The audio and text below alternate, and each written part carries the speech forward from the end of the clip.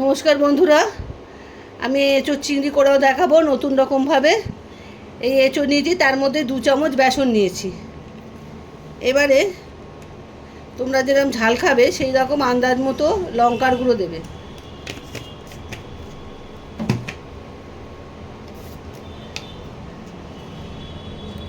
হলুদ গুঁড়ো আন্দাজ মতো,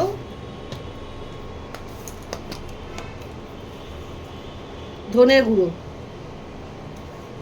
2 চামচ দিলাম। এটা জিরের গুঁড়ো পড়বে না এই রান্নাটায়। আর সামান্য তেল দিয়ে এটাকে ভালো করে মেখে নেব। বন্ধুরা, এই দেখো ভালো করে মাখিয়ে নিয়েছি। এবারে একটু নুন দেব, নুন দিয়ে আবার একটু মাখিয়ে নেব। বেশি নুন না, সামান্য নুন দিয়ে মাখিয়ে নেব। এইভাবে ভালো করে এঁচোড়ের গায়ে মশলাগুলো মাখিয়ে নিতে হবে। এই মাখা হয়ে গেছে।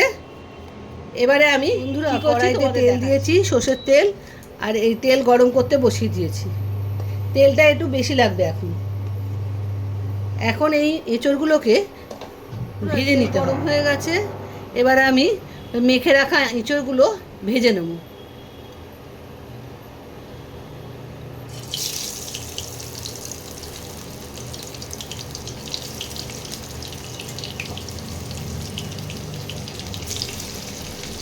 একটু লাল লাল করে জিনিসটা ভাজতে হবে।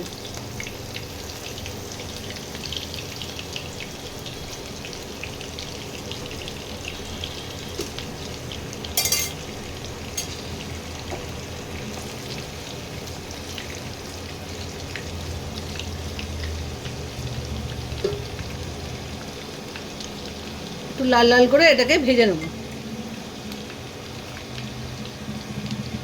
এই মাখানো মশলাগুলো তোমাদের আর একবার বলে দিচ্ছি।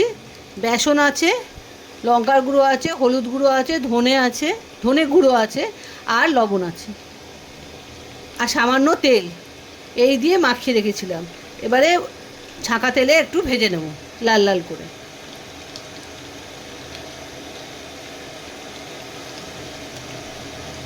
একটু ভাজা হোক।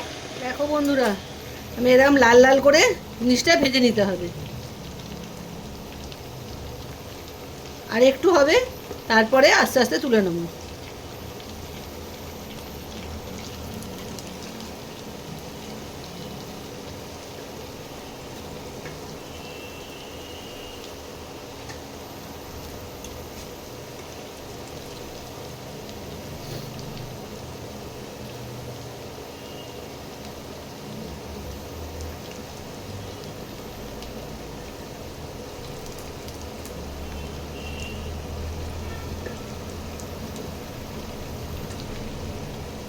এইবারে আস্তে আস্তে তুলে নিচ্ছি।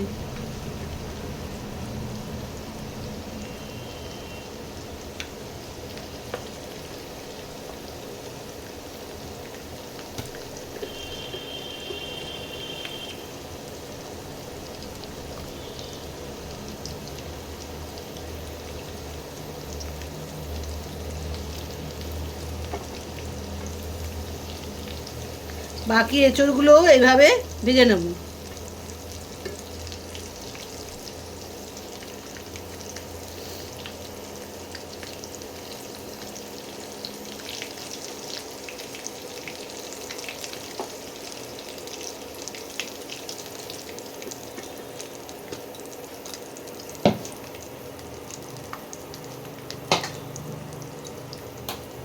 আর এই তেলে বাকি এঁচড়গুলোও দিয়ে দিচ্ছি।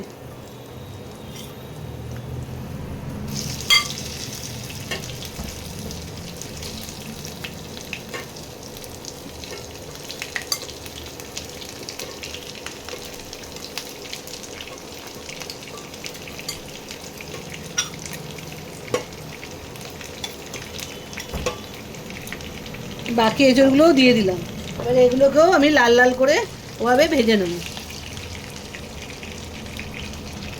আমি লাল লাল করে ভেজে তোমাদের আবার দেখাচ্ছি কিভাবে রান্নাটা। সব এঁচড়গুলো ভাজা হয়ে গেল। এবার এঁচড়গুলো এবারে তুলে নিচ্ছি।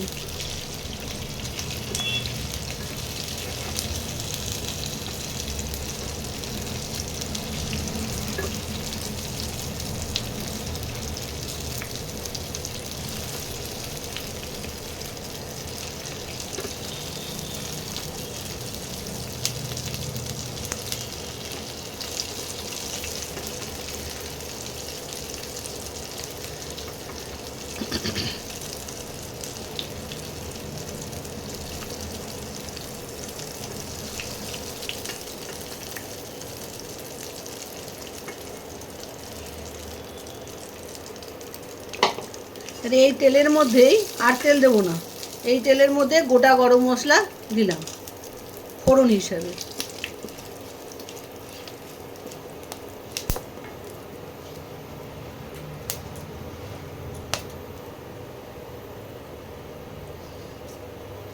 ফোড়ন দিয়ে গন্ধ বেরোচ্ছে, এবারে আমি পেঁয়াজ কুচি দিয়ে দিলাম।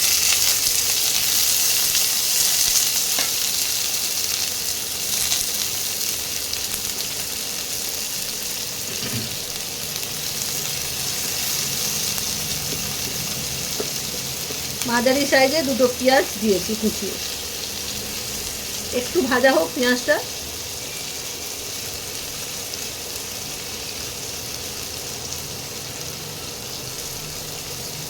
পেঁয়াজটা খুব ভাজা হবে না, কাঁচা গন্ধটা যতক্ষণ না যায় ততক্ষণ ভাজতে হবে।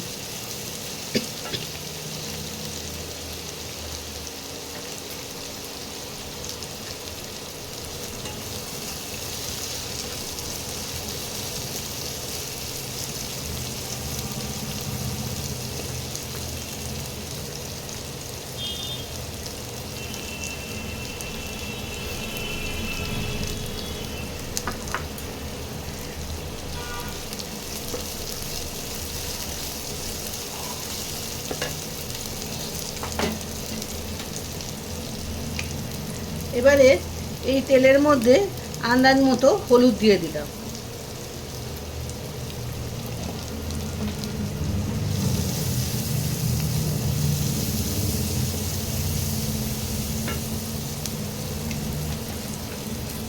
তোমরা যেরকম ঝাল খাবে সেই মতো লঙ্কার গুঁড়ো দেবে।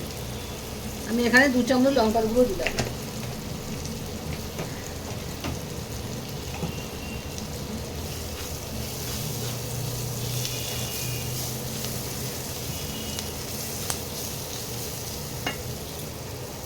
আদা রসুনের পেস্ট 1 চামচ আর একটু 1.5 চামচ মতো দিয়ে দিলাম।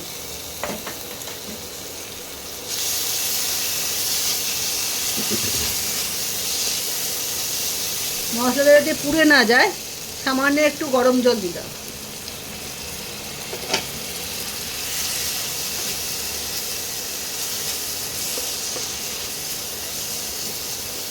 এর মধ্যে টমেটো কুচি দিয়ে দিলাম।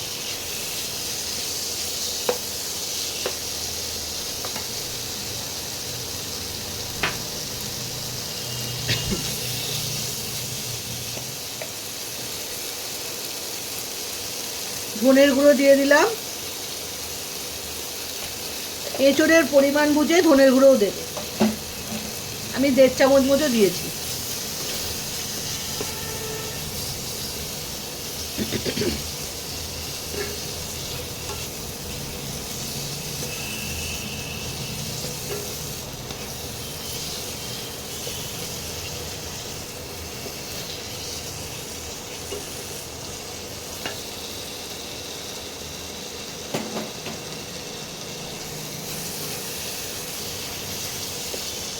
যতক্ষণ না টমেটোটা নরম হয়ে যায় ও মশলাটা দিয়ে তেল ছাড়ে ততক্ষণ কষতে হবে। মশলা দিয়ে এবার তেল ছাড়তে আরম্ভ করে দিয়েছে, টমেটোগুলো সব গলে গেছে। এইবার এই ভাজা যে এঁচড়গুলো আছে এগুলো এবারে আস্তে আস্তে দিয়ে দেবো।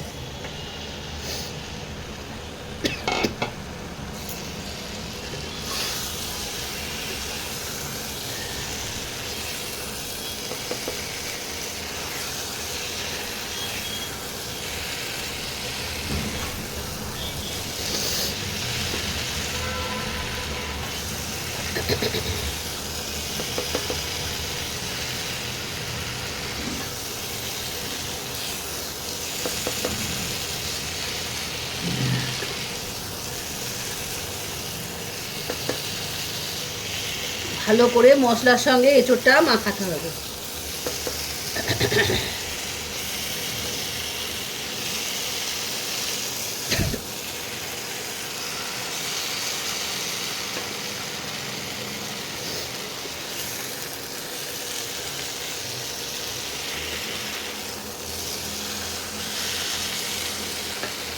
এবার অল্প অল্প করে জল দিতে হবে।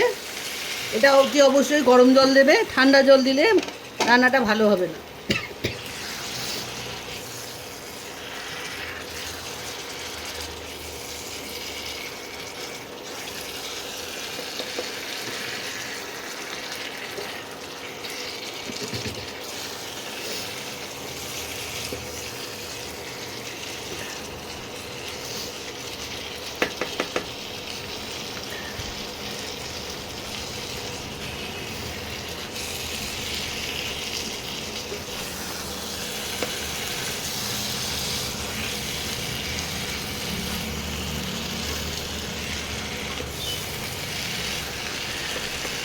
এবারে জল দিয়ে দেবো, বেশি জল দেবে না, কেন এঁচোড়টা হাফ সেদ্ধ হয়ে গেছে, বেশি দিলে গলে যাবে এঁচোড়টা।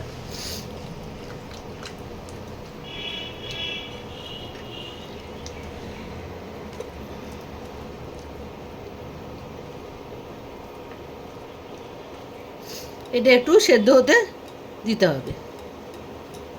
একটা ঢাকা দিয়ে দিই, ঢাকা দিয়ে একটু সেদ্ধ হোক, সেদ্ধ হলে আবার তোমাদের দেখাচ্ছি। 10 মিনিট হয়ে গেছে, এবার আমি ঢাকাটা খুলে দেখি কি অবস্থা, এঁচোড়টা সেদ্ধ হয়েছে কিনা। হ্যাঁ, এঁচোড়টা সেদ্ধ হয়ে এসছে। এবারে নুন আর হলুদ দিয়ে ভেজে রাখা চিংড়ি মাছগুলো এবারে দিয়ে দেবো, কেন প্রথমে দিলে চিংড়ি মাছ শক্ত হয়ে যায়, সেই জন্য আমি দিইনি। এবারে চিংড়ি মাছটা দিয়ে দিচ্ছি।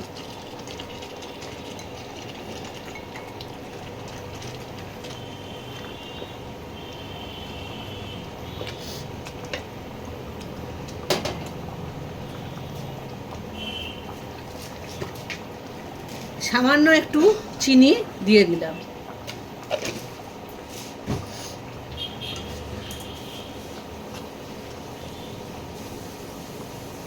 একটু ফুটুক।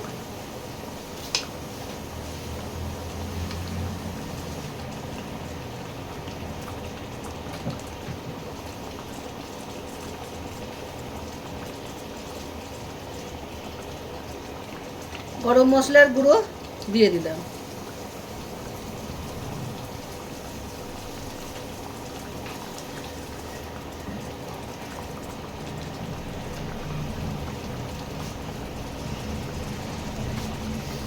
সামান্য একটু ঘি দিলাম।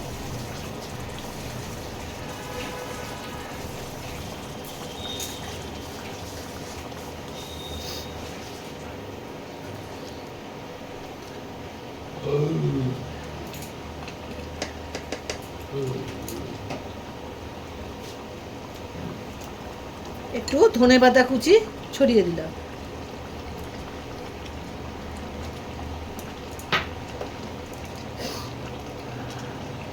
এবার একটু ঢাকা দিলাম, একটু পরে আবার 5 মিনিট হয়ে গেছে। এবার আমি ঢাকা খুলে দেখি। হ্যাঁ, তো রেডি হয়ে গেছে। দেখো মাছগুলোও নরম আছে, মাছগুলোও শক্ত হয়নি। হ্যাঁ, এবার আমি নামিয়ে দিচ্ছি, নামিয়ে তোমাদের দেখাচ্ছি। এঁচোড় চিংড়ি রেডি, দেখে নাও। এই এঁচোড় চিংড়িটা করতে যেভাবে করতে হয় সেভাবে একবার করে খেও, খুব ভালো লাগে খেতে। আর যাদের মনে করো বাড়িতে চিংড়ি মাছ নেই, চিংড়ি মাছ ছাড়াও এই রান্নাটা করা যায়, ঠিক এইভাবে করবে, শুধু চিংড়ি মাছটা দেবে না, তাতেও খুব ভালো লাগে খেতে। আজকে আসি, আর এই রান্নাটা বন্ধুদের মধ্যে শেয়ার করো আর সাবস্ক্রাইব করো। ভালো লাগলে আমাকে ফলো করো। আসি আজকে, বাই।